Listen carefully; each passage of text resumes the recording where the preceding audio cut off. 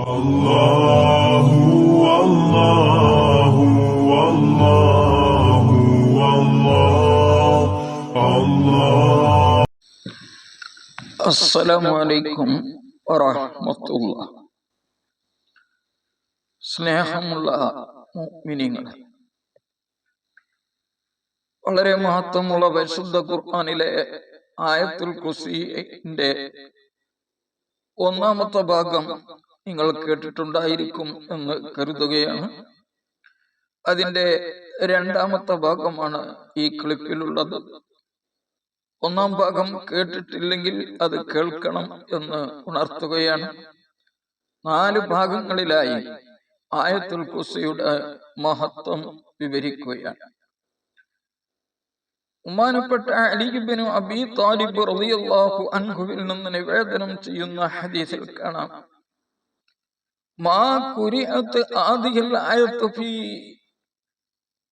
ദാരി, ആയത്തുൽ കുർസിയെ ഏതെങ്കിലും ഒരു വീട്ടിൽ പാരായണം ചെയ്യപ്പെടുകയില്ല, ഇല്ലഹ്തജറത് ഹശ്ശയാത്തീനു 30 യൗമ, 30 ദിവസത്തേക്ക് പിശാചുക്കള് ശൈത്താന്മാർ ആ വീടിനെ തൊട്ട് ഒഴിഞ്ഞു പോയിട്ടല്ലാതെ, പിണങ്ങിപ്പോയിട്ടല്ലാതെ.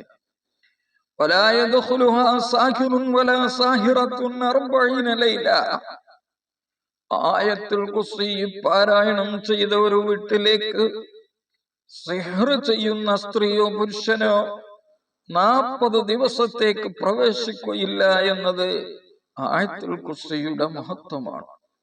യാ അലി, പ്രവാചകരായ റസൂലുള്ളാഹി സ്വല്ലല്ലാഹു അലൈഹി വസല്ലം തങ്ങൾ അലി റളിയല്ലാഹു അൻഹുവിനെ വിളിച്ചുകൊണ്ട് പറയുകയാണ്, ഇത് പറഞ്ഞതിനു ശേഷം, അല്ലിംഹാ വലദക വാഹിലക വജീറാനക, അതുകൊണ്ട് നിങ്ങൾ ഈ ആയത്തുൽ കുർസിയെ നിങ്ങൾ പഠിപ്പിച്ചു കൊടുക്കണം. വലദക, നിങ്ങളുടെ മക്കൾക്ക്, വാഹിലക, നിങ്ങളുടെ വീട്ടുകാർക്കും ഭാര്യക്കും, വജീറാനക, നിങ്ങളുടെ അയൽവാസികൾക്കും നിങ്ങൾ പഠിപ്പിച്ചു കൊടുക്കണം.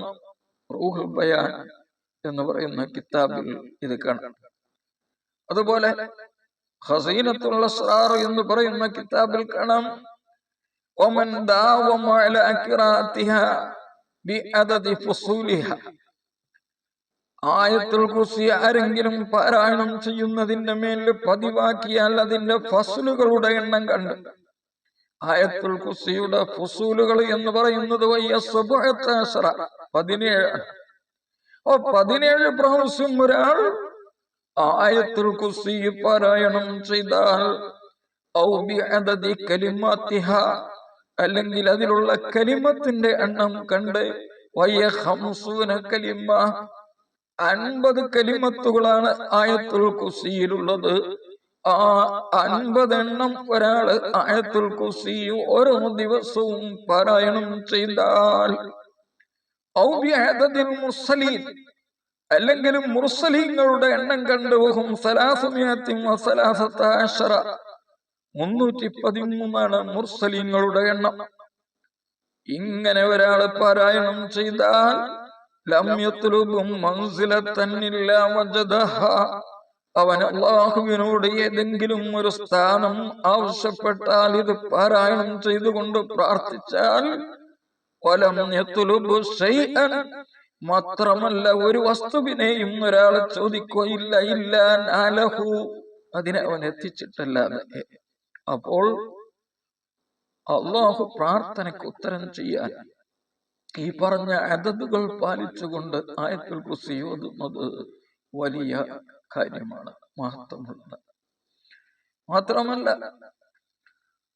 സയ്യിദു ആയിൽ ഖുർആൻ, ഖുർആനിലെ ആയത്തുകളുടെ സയ്യിദത്ത് എന്നാണ് ആയത്തുൽ കുർസിയിനുള്ള ഒരു പേര്.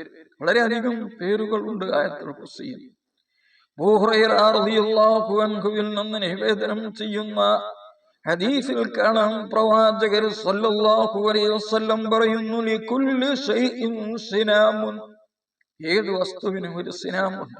അതിന്റെ ഏറ്റവും ഉന്നതമായി നിൽക്കുന്ന, ഉയർന്നു നിൽക്കുന്ന മൃഗങ്ങളുടെ ഏറ്റവും മുകളിലായി കാണുന്ന പൂഞ്ഞ പോലെ ഒരു സിനാമ് ഏത് വസ്തുവിനുമുണ്ട്.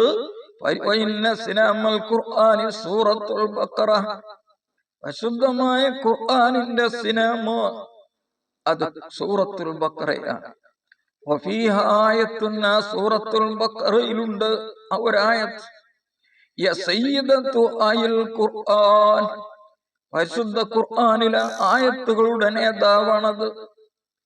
ദർറുൽ മൻസൂർ എന്ന് പറയുന്ന കിതാബിൽ ഇത് കാണാം.